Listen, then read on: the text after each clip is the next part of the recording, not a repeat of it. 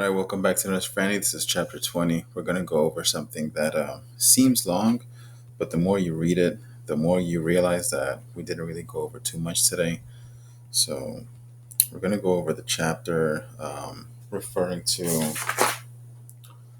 the circulatory system, blood vessels, and circulation. So, the main thing, first thing you want to do, go straight to your book and start looking at these images right here.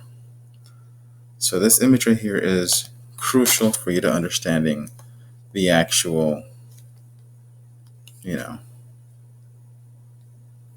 capillaries and blood vessels.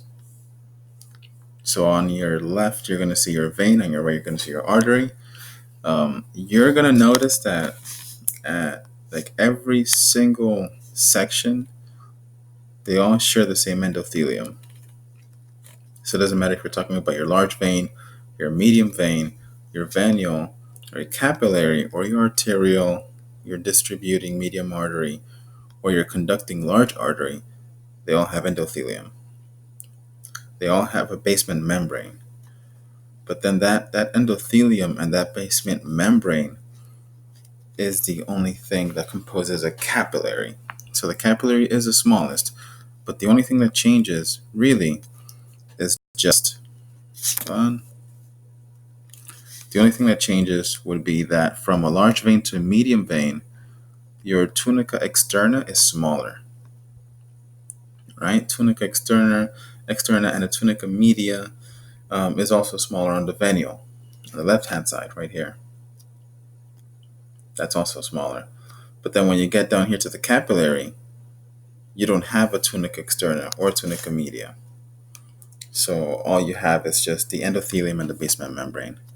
So on the slides, we're looking at one of the first things you want to consider reading and making a flashcard is the tunica interna. What is it? Right? Then you want to know that it lines the blood vessel and it's exposed to blood. So I'm going to see if I can create a quick Quizlet. Let's see.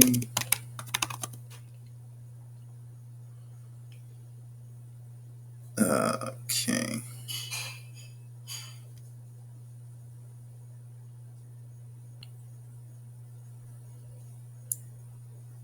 Okay. This is in German, so hold on. Let me sign out of here. Sorry about this. Let's do it with Google. Let's do Nurse Franny.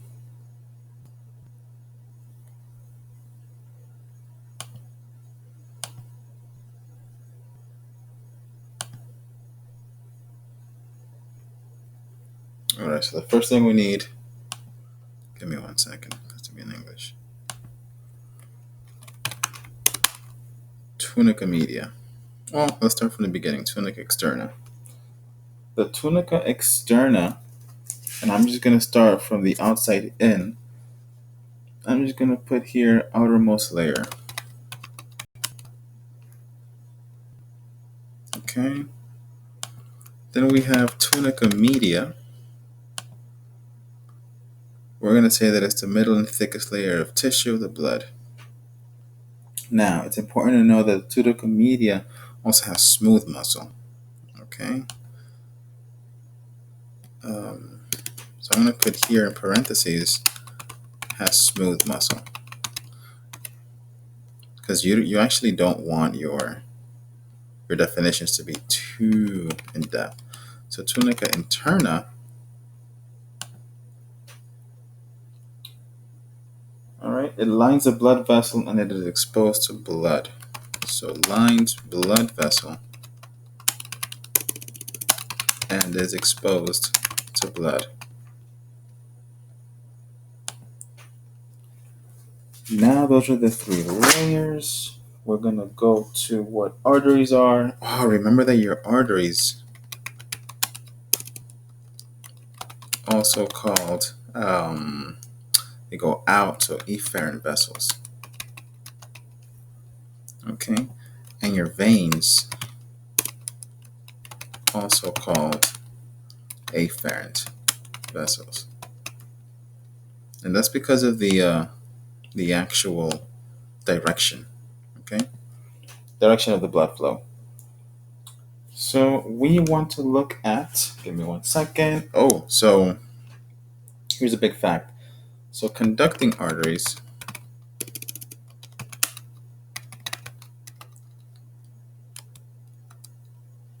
are the biggest and strongest vessels. Okay, the conducting arteries actually have the highest blood pressure too. All right, next thing we talked about, if you look at slide 2012, let's see, arterioles, smallest arteries, yes. So distributing, okay. So let's see.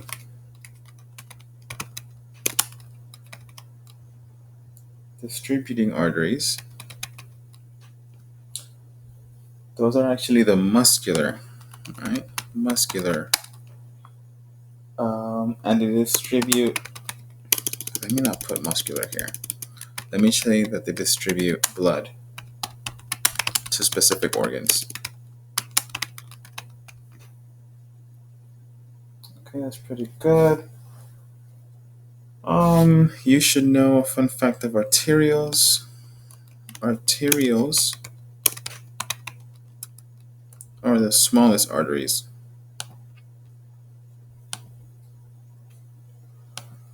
And then we can look up at,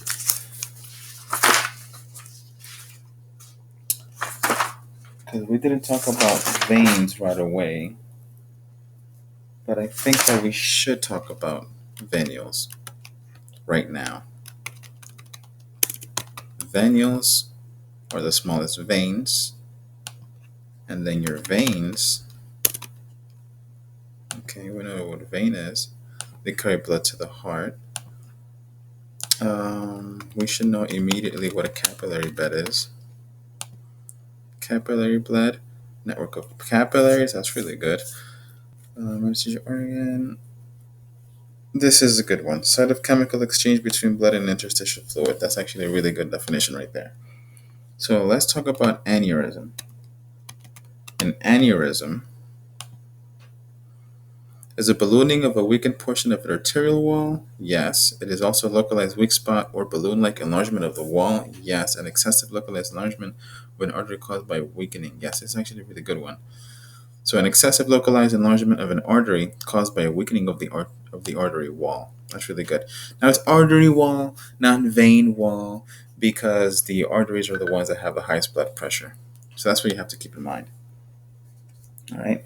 You should know that the aneurysm is very common in the aorta and in the brain.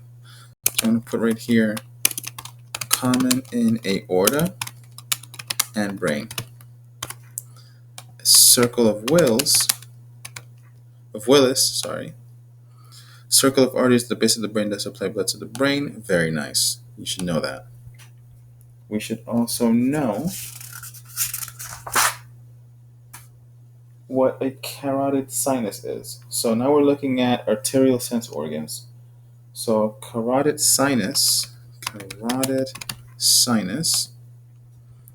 responds to blood pressure. Carotid body responds to partial blood. It's a baroreceptor. Boop, just right there. You should know what a carotid body is. It is a chemoreceptor. We're almost done with this video, but I'm going to continue in the other ones. You should know what the 3 capillary types are. 3 capillary types. We're looking at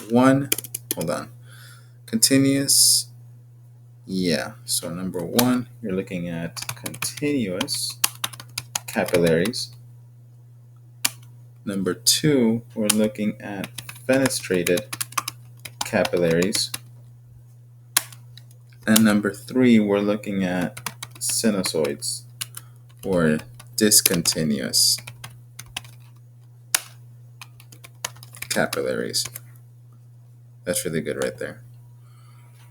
All right. So when it comes to these 3 capillary types, don't just know the types, know exactly what they are. So the continuous capillaries Most common type, they have a wall where the endothelial cells fit very tightly together, abundant in the skin and muscles. Yes, absolutely. So, input in one end, output in the other end. The continuous capillaries is the most simple way, it's the most simple path. And I'm going to put here as the most common type, and I'm going to put in parentheses, input one end, output other end. It's that easy. Now the fenestrated,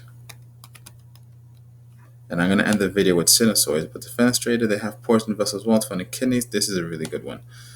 So yes, they have pores, and I'm going to put here very leaky. And I'm going to put sinusoids, or discontinuous capillaries.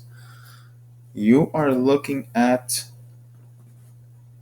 out of main circulation, found in myeloid tissue, found in liver, irregular blood-filled spaces with large fenestrations, allow proteins. Oh, this is a good one. So right here, allow proteins such as albumin, okay, clotting factors, and new blood cells to enter the circulation. Okay, and remember, looks like a cul-de-sac. Very nice. All right, so we're going to end the video right here. I'm going to upload this, and then I'm going to go ahead and start. For the next video, we're going to keep talking about capillary beds. This is pretty much where the lunch break was today. Then we're going to talk about veins. Then we're going to talk about circulatory routes, blood pressure. We're going to keep on blood pressure really quickly. Peripheral resistance. We're going to jump to neural control, hormonal control, the blood flow in response to needs, diffusion. We're going to go over the forces of capillary filtration and reabsorption. And I think that's it. But let me just make a couple of videos about this and do it as quick as possible so that you can have some time studying. So right now, we started with vessels, right? Tunica externa, tunica media, tunica interna. Okay? Just how the vessel is composed.